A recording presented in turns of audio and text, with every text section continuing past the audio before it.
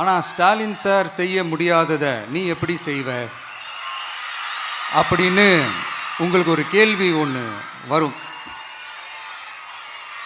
அது சிம்பிளாக ஒன்று சொல்கிறேன். இப்போ தான் ரீசெண்டாக அதை பற்றி நான் முழுமையாக ஒன்று தெரிஞ்சுக்கிட்டேன்.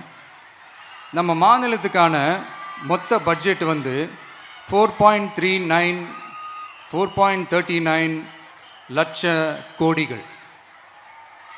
அதில் 30% ஸ்டாலின் சார் டாக்ஸுக்கு போகுது. இது என்னடா புது டாக்ஸ்ன்னு கேட்குறீங்களா? ஆமாம், இந்த பட்ஜெட்லேருந்து ஒதுக்குற நிதியில் 20% ஸ்டாலின் சாருக்கு போகுது. அதில் 10% அவங்க மந்திரிங்களுக்கு போகுது. மொத்தமாக 30% ஆச்சா? கவர்மெண்ட்டுக்கு தான் வரி கொடுப்பாங்க.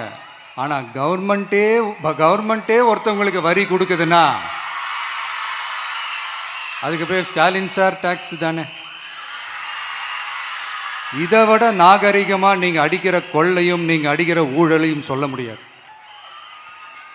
மக்களுக்காக ஒதுக்குற பணத்தை நீங்கள் அப்படியே சைடில் ஒதுக்காம மொத்த பணத்தையும் மக்களுக்கே செலவு பண்ணிட்டா ஒரு சூப்பரான நல்ல அரசாங்கத்தை கொடுக்கலாம்ல.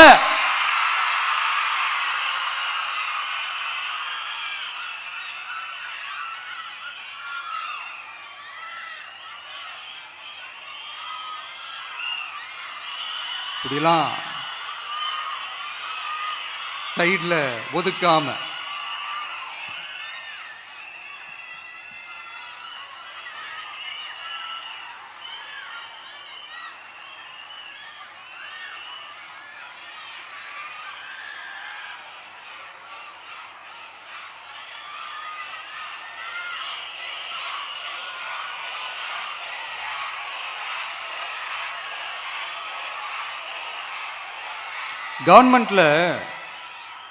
கவர்மெண்ட்டில் காசு இல்லை அப்படின்னு சொல்கிறாங்க. ஆனால் விடிய காத்தால எல்லார் அக்கௌண்ட்லேயும் 5000 ரூபா போட்டுறீங்களா? அது எப்படி?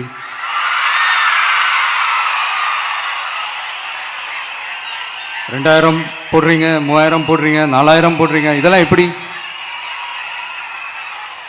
ஸோ கவர்மெண்ட்டில் காசு இருக்குது, பற்றாக்குறை தான் காரணம். அந்த பற்றாக்குறைக்கு காரணம் என்னன்னா இந்த மாதிரி ஸ்டாலின் சார் டாக்ஸ். இதெல்லாம் ஒழிச்சாலே போதும், எல்லாமே தன்னால நல்லாவே நடக்கும்.